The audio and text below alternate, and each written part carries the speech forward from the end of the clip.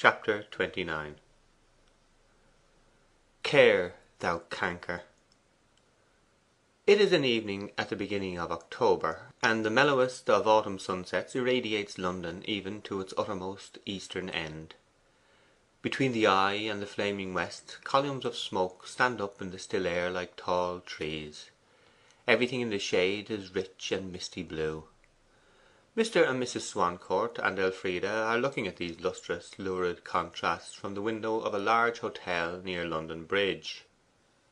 The visit to their friends at St. Leonard's is over, and they are staying a day or two in the metropolis on their way home.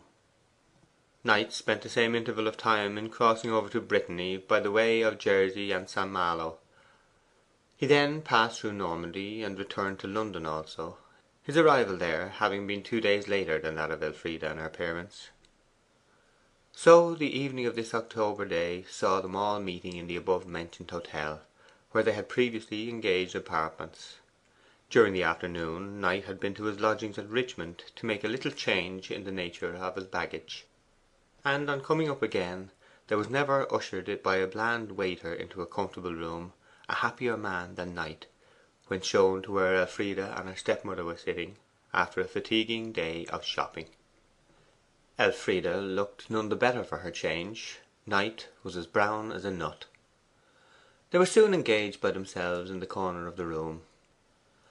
Now that the precious words of promise had been spoken, the young girl had no idea of keeping up her price by the system of reserve which other more accomplished maidens use. Her lover was with her again, and it was enough. She made her heart over to him entirely. Dinner was soon dispatched, and when a preliminary round of conversation concerning their doings since the last parting had been concluded, they reverted to the subject of tomorrow's journey home. 'That enervating ride through the myrtle climate of South Devon, how I dread it tomorrow!' Mrs. Swancourt was saying. 'I had hoped the weather would have been cooler by this time.' 'Did you ever go by water?' said Knight. 'Never. By never I mean not since the time of railways.' 'Then if you can afford an additional day, I propose that we do it,' said Knight. 'The Channel is like a lake just now. We should reach Plymouth in about 40 hours, I think, and the boat starts from just below the bridge here,' pointing over his shoulder eastward. 'Hear, hear!' said the vicar. 'It is an idea, certainly,' said his wife.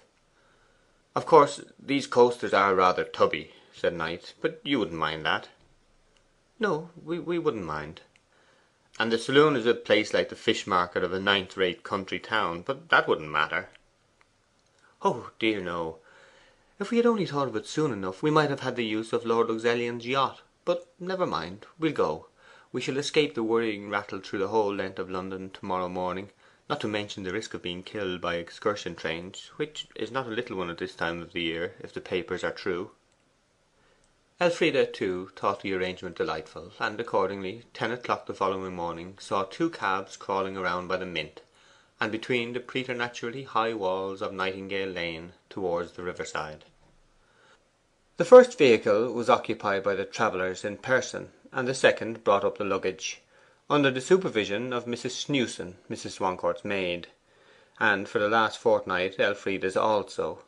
For although the younger lady had never been accustomed to any such attendant at roving times, her stepmother forced her into a semblance of familiarity with one when they were away from home. Presently waggons, bales, and smells of all descriptions increased to such an extent that the advance of the cabs was at the slowest possible rate. At intervals it was necessary to halt entirely, that the heavy vehicles unloading in front might be moved aside, a feat which was not accomplished without a great deal of swearing and noise. The vicar put his head out of the window. 'Surely there must be some mistake in the way,' he said with great concern, drawing his head in again. 'There is not a respectable conveyance to be seen here except ours. I have heard that there are strange dens in this part of London into which people have been entrapped and murdered. Surely there is no conspiracy on the part of the cabman?' 'Oh no, no, it's all right,' said Mr. Knight, who was as placid as dewy Eve by the side of Elfride.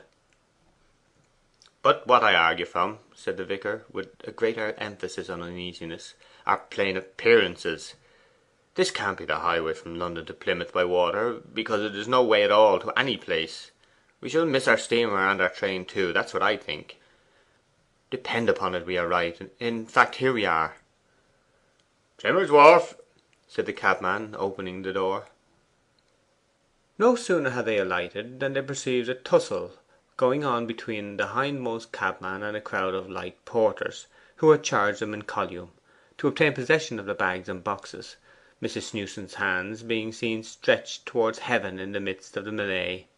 Knight advanced gallantly, and after a hard struggle reduced the crowd to two, upon whose shoulders and trucks the goods vanished away in the direction of the water's edge with startling rapidity. Then more of the tribe who had run on ahead were heard shouting to boatmen, three of whom pulled alongside, and, two being vanquished, the luggage went tumbling into the remaining one. 'Never saw such a dreadful scene in my life, never,' said Mr. Swancourt, floundering into the boat. 'Worse than famine and sword upon one. I thought such customs were confined to continental ports. Aren't you astonished, Elfride?' 'Oh no,' said Elfride, appearing amid the dingy scene like a rainbow in a murky sky. 'It is a pleasant novelty, I think.' 'Where in the wild ocean is our steamer?' the vicar inquired. 'I can see nothing but old hulks for the life of me.' 'Just behind that one,' said Knight. 'We shall soon be around under her.' The object of their search was soon after disclosed to view, a great lumbering form of inky blackness, which looked as if it had never known the touch of a paintbrush for 50 years. It was lying beside just such another, and the way on board was down a narrow lane of water between the two, about a yard and a half wide at one end, and gradually converging to a point. At the moment of their entry into this narrow passage, a brilliantly painted rival paddled down the river like a trotting steed, creating such a series of waves and splashes that their frail wherry was tossed like a teacup, and the vicar and his wife slanted this way and that, inclining their heads into contact with a Punch and Judy air and countenance, the wavelets striking the sides of the two hulls and flapping back into their laps. 'Dreadful! Horrible!' Mr. Swancourt murmured privately, and said aloud, 'I thought we walked on board. I don't think really I should have come if I had known this trouble was attached to it.' 'If they must splash, I wish they would splash us with clean water,' said the old lady, wiping her dress with her handkerchief. 'I hope it is perfectly safe,' continued the vicar. 'O papa, you are not very brave!' cried Elfride merrily. 'Bravery is only obtuseness to the perception of contingencies,' Mr. Swancourt severely answered. Mrs. Swancourt laughed, and Elfride laughed, and Knight laughed, in the midst of which pleasantness a man shouted to them from some position between their heads and the sky, and they found that they were close to the Juliet, into which they quiveringly ascended. It having been found that the lowness of the tide would prevent their getting off for an hour, the Swancourts, having nothing else to do, allowed their eyes to idle upon men in blue jerseys performing mysterious mending operations with tar twine. They turned to look at the dashes of lurid sunlight, like burnished copper stars afloat on the ripples, which danced into and tantalized their vision, or listened to the loud music of a steam crane at work close by, or to sighing sounds from the funnels of passing steamers getting dead as they grew more distant, or to shouts from the decks of different craft in their vicinity, all of them assuming the form of 'Ah, hey!' 10:30, not yet off. Mr. Swancourt breathed a breath of weariness, and looked at his fellow travellers in general. Their faces were certainly not worth looking at. The expression 'waiting' was written upon them so absolutely that nothing more could be discerned there. All animation was suspended till Providence should raise the water and let them go. 'I have been thinking,' said Knight, 'that we have come amongst the rarest class of people in the kingdom. Of all human characteristics, a low opinion of the value of his own time by an individual must be among the strangest to find. Here we see numbers of that patient and happy species, rovers as distinct from travellers.' 'But they are pleasure seekers to whom time is of no importance.' 'Oh no. The pleasure seekers we meet on the grand routes are more anxious than commercial travellers to rush on. And added to the loss of time in getting to their journey's end, these exceptional people take their chances of sea sickness by coming this way.' 'Can it be?' inquired the vicar with apprehension. 'Surely not, Mr. Knight, just here in our English Channel, close at our doors, as I may say. Entrance passages are very draughty places, and the Channel is like the rest. It ruins the temper of sailors. It has been calculated by philosophers that more damns go up to heaven from the Channel in the course of a year than from all the five oceans put together. They really start now, and the dead looks of all the throng come to life immediately. The man who had been frantically hauling the rope that bade fair to have no end ceases his labours, and they glide down the serpentine bends of the Thames. Anything anywhere was a mine of interest to Elfride, and so was this. 'It is well enough now,' said Mrs. Swancourt after they passed the Nore, 'but I can't say I have cared for my voyage hitherto.' For, being now in the open sea, a slight breeze had sprung up, which cheered her as well as her two younger companions. But unfortunately it had a reverse effect upon the vicar, who, after turning a sort of apricot jam colour, interspersed with dashes of raspberry, pleaded indisposition, and vanished from their sight. The afternoon wore on. Mrs. Swancourt kindly sat apart by herself reading, and the betrothed pair were left to themselves. Elfride clung trustingly to Knight's arm, and proud was she to walk with him up and down the deck, or to go forward and, leaning with him against the forecastle rails, watch the settling sun gradually withdrawing itself over the stern into a huge bank of livid cloud, with golden edges that rose to meet it. She was childishly full of life and spirits, though in walking up and down with him before the other passengers, and getting noticed by them, she was at starting rather confused, it being the first time she had shown herself so openly under that kind of protection. 'I expect they are envious, and saying things about us, don't you?' she would whisper to Knight with a stealthy smile.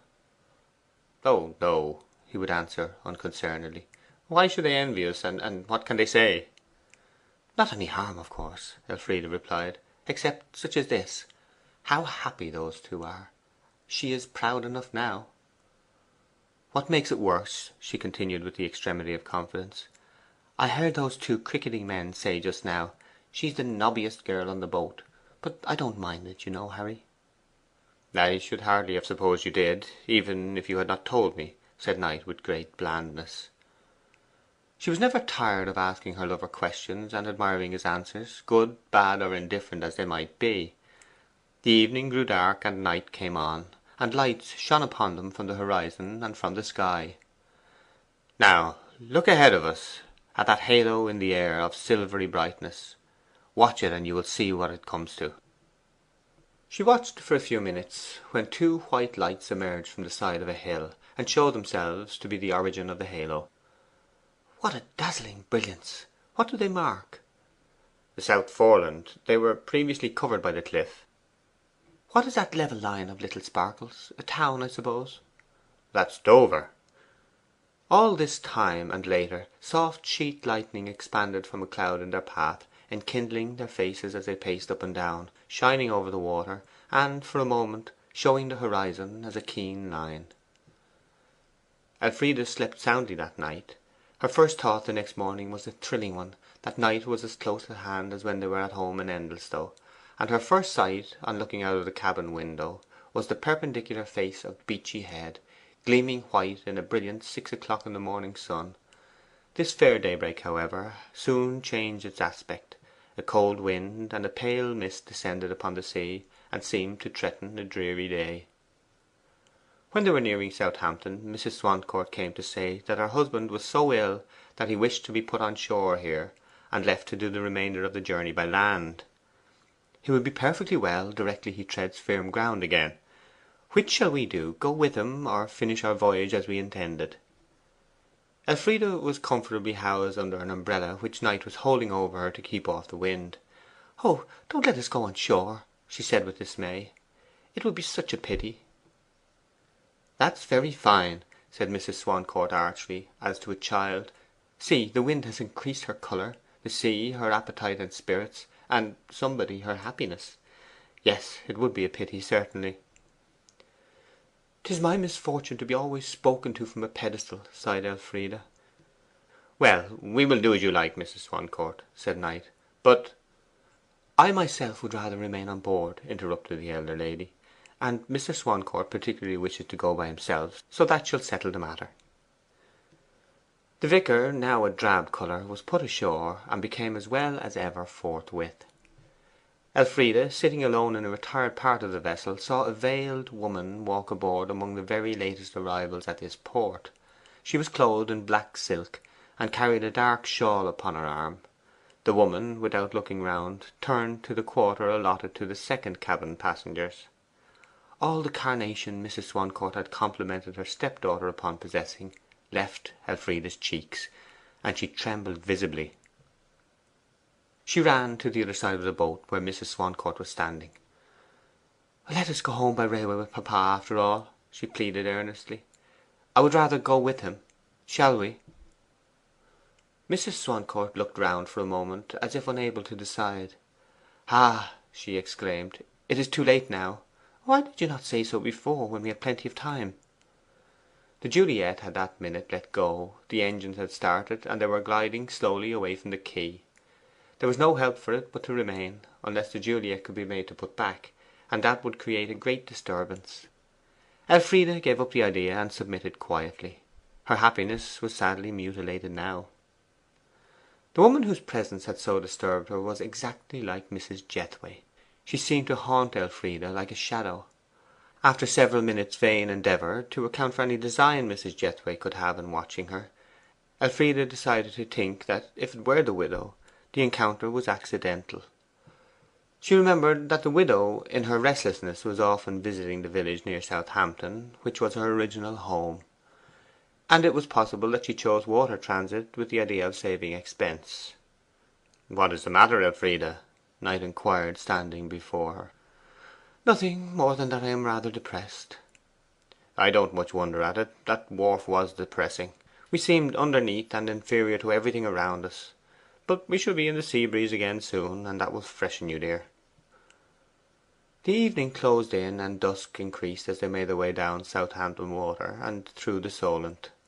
Elfride's disturbance of mind was such that her light spirit of the foregoing 24 hours had entirely deserted her. The weather, too, had grown more gloomy, for though the showers of the morning had ceased, the sky was covered more closely than ever with dense leaden cloud. How beautiful was the sunset when they had rounded the North Foreland the previous evening! Now it was impossible to tell within half an hour the time of the luminaries going down. Knight led her about, and being by this time accustomed to her sudden changes of mood, overlooked the necessity of a cause in regarding the conditions impressionableness and elasticity. Elfride looked stealthily to the other end of the vessel. Mrs. Jethway, or her double, was sitting at the stern, her eyes steadily regarding Elfride. 'Let us go to the fore part,' she said quickly to Knight. 'See, there the man is fixing the lights for the night.' Knight assented, and after watching the operation of fixing the red and the green lights on the port and starboard bows, and the hoisting of the white light to the masthead, he walked up and down with her till the increase of wind rendered promenading difficult. Elfride's eyes were occasionally to be found furtively gazing abaft to learn if her enemy were really there. Nobody was visible now. 'Shall we go below?' said Knight, seeing that the deck was nearly deserted. 'No,' she said. 'If you will kindly get me a rug from Mrs. Swancourt, I should like, if you don't mind, to stay here.' She had recently fancied the assumed Mrs. Jethway might be a first class passenger, and dreaded meeting her by accident.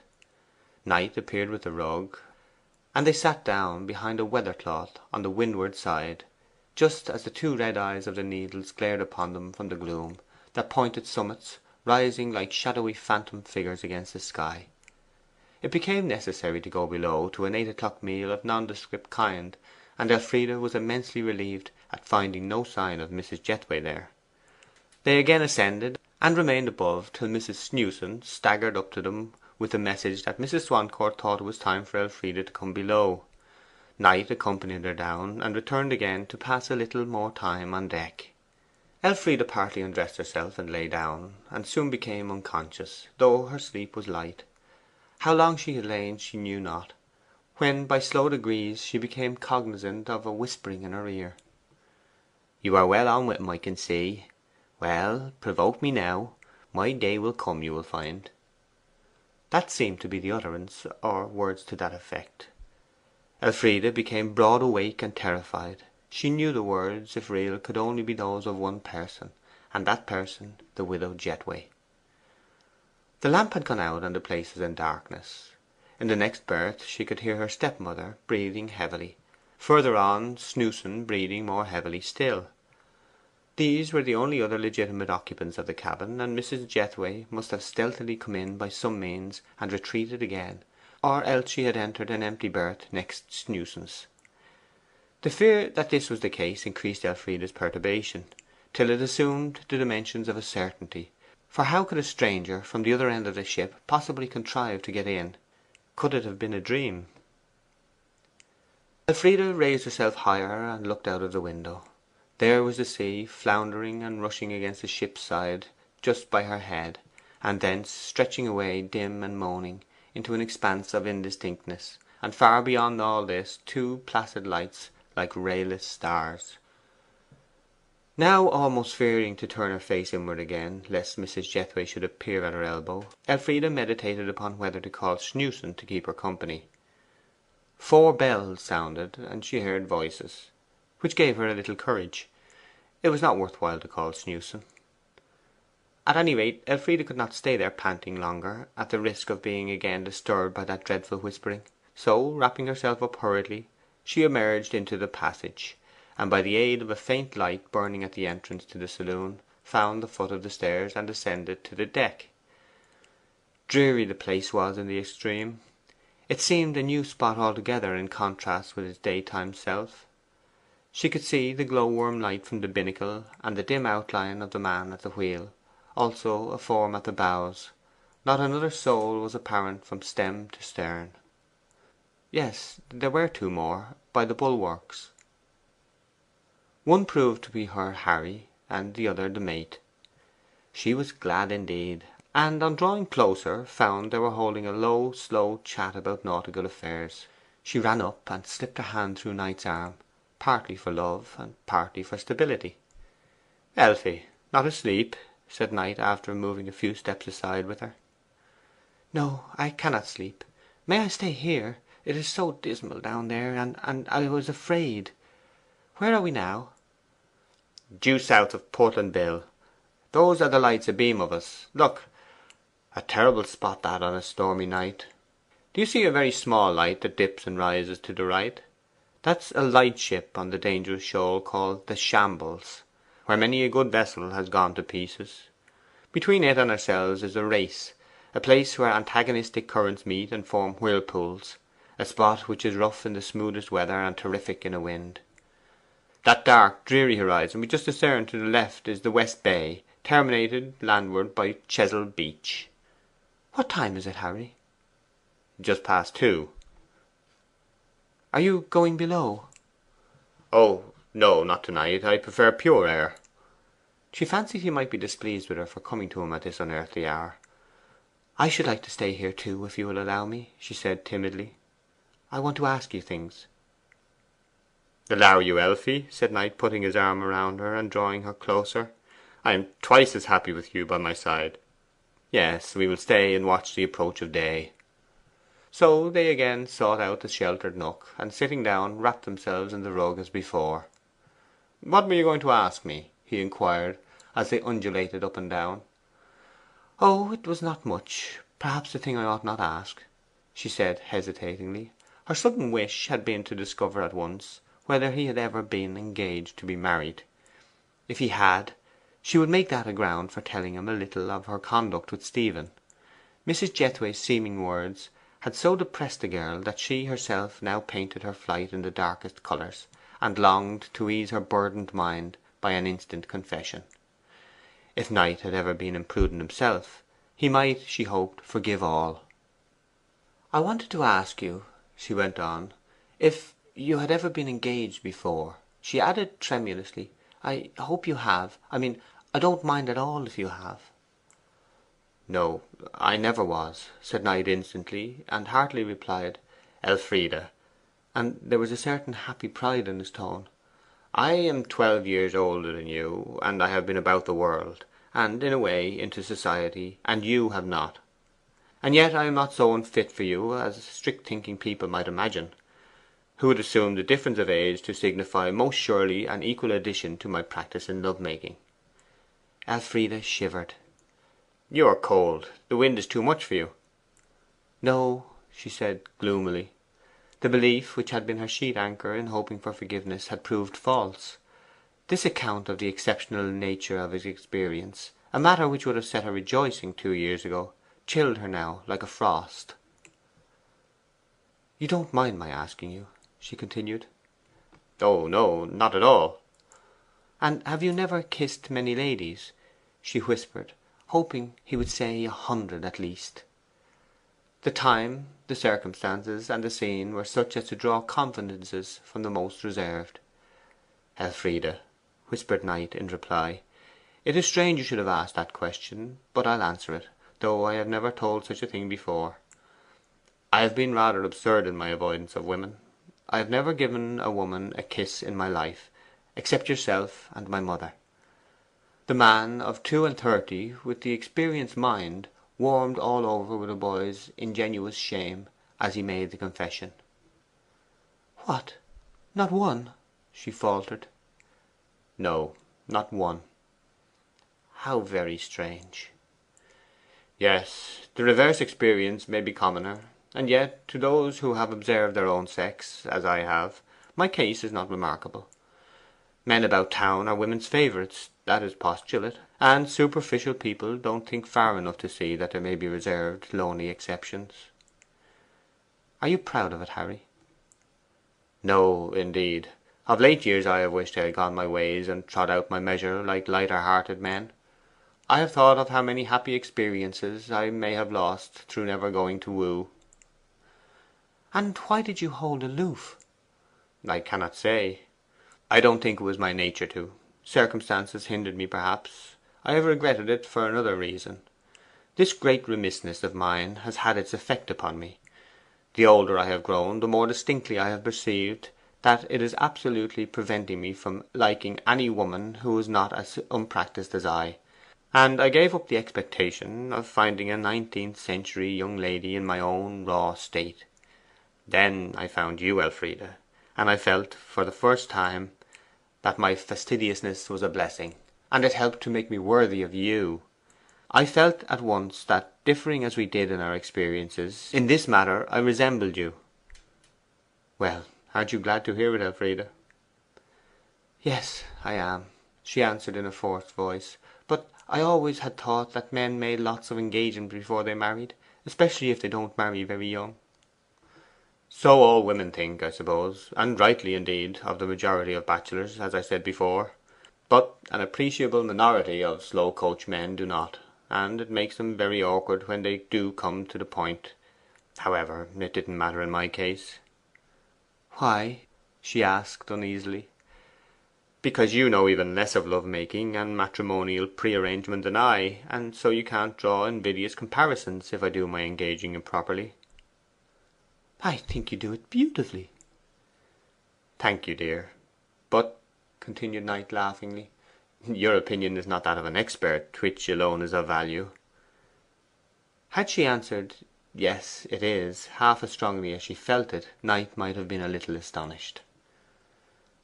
'If you had ever been engaged to be married before,' he went on, 'I expect your opinion of my addresses would be different. But then I should not.' 'Should not what, Harry?' 'Oh, I was merely going to say that in that case I should never have given myself the pleasure of proposing to you, since your freedom from that experience was your attraction, my darling.' 'You are severe upon women, are you not?' 'No, I think not. I had a right to please my tastes, and that was for untried lips. Other men than those of my sort acquire the taste as they get older, but don't find an Elfride.' 'What horrid sound is that we hear when we pitch forward?' 'Only the screw. Don't find an Elfride as I did. To think that I should have discovered such an unseen flower down here in the West, to whom a man is as much as a multitude to some women, and a trip down the English Channel like a voyage round the world.' 'And would you,' she said, and her voice was tremulous, have given up a lady if you had become engaged to her, and then found that she had had one kiss before yours? And would you have gone away and left her?' 'One kiss? No, hardly for that.' 'Two?' 'Well, I can hardly say inventorially like that. Too much of that sort of thing certainly would make me dislike a woman. But let us confine our attention to ourselves, not go thinking of might have beens.' So Elfride had allowed her thoughts to dally with false surmise, and every one of Knight's words fell upon her like a weight. After this they were silent for a long time, gazing upon the black mysterious sea, and hearing the strange voice of the restless wind. A rocking to and fro on the waves, when the breeze is not too violent and cold, produces a soothing effect even upon the most highly wrought mind. Elfride slowly sank against Knight, and looking down, he found by her soft regular breathing that she had fallen asleep. Not wishing to disturb her, he continued still, and took an intense pleasure in supporting her warm young form as it rose and fell with her every breath. Knight fell to dreaming too, though he continued wide awake. It was pleasant to realize the implicit trust she placed in him, and to think of the charming innocence of one who could sink into sleep in so simple and unceremonious a manner. More than all, the musing unpractical student felt the immense responsibility he was taking upon himself by becoming the protector and guide of such a trusting creature. The quiet slumber of her soul lent a quietness to his own. Then she moaned and turned herself restlessly. Presently her mutterings became distinct. 'Don't tell him. He will not love me. I did not mean any disgrace. Indeed, I did not. So don't tell Harry. We were going to be married, that's why I ran away. And he says he will not have a kissed woman. And if you tell him, he will go away, and I shall die. I pray, have mercy. Oh!' Elfride started up wildly. The previous moment a musical ding dong had spread into the air from their right hand and awakened her. 'What is that?' she exclaimed in terror. 'Only 8 bells,' said Knight soothingly. 'Don't be frightened, little bird, you are safe. What have you been dreaming about?' 'I can't tell,' she said with a shudder. 'Oh, I don't know what to do.' 'Stay quietly with me. We shall soon see the dawn now. Look, the morning star is lovely over there. The clouds have completely cleared off whilst you have been sleeping. What have you been dreaming of?' 'A woman in our parish.' 'Don't you like her?' 'I don't, and she doesn't like me. Where are we?' 'About south of the Exe.' Knight said no more on the words of her dream. They watched the sky till Elfride grew calm, and the dawn appeared. It was mere wan lightness first. Then the wind blew in a changed spirit and died away to a zephyr. The star dissolved into the day. 'That is how I should like to die,' said Elfride, rising from her seat and leaning over the bulwark to watch the star's last expiring gleam. 'As the lines say,' Knight replied, 'to set as sets the morning star, which goes not down behind the darkened west, nor hides obscured among the tempests of the sky, but melts away into the light of heaven.' 'Oh, other people have thought the same thing, haven't they? That's always the case with my originalities. They are original to nobody but myself.' 'Not only the case with yours. When I was a young hand at reviewing, I used to find that a frightful pitfall. Dilating on subjects I met with which were novelties to me, and finding afterwards they had been exhausted by the thinking world when I was in pinafores.' 'That is delightful. Whenever I find you have done a foolish thing I am glad, because it seems to bring you a little nearer to me, who have done many.'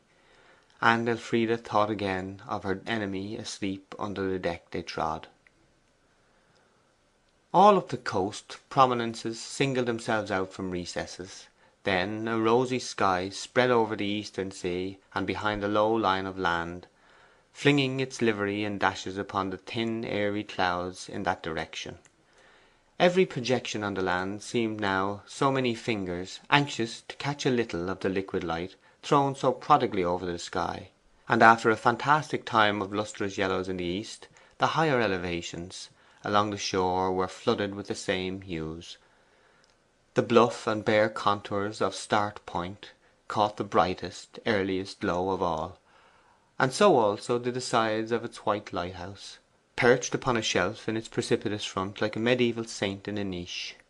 Their lofty neighbour, Bolt Head, on the left, remained as yet ungilded, and retained its grey.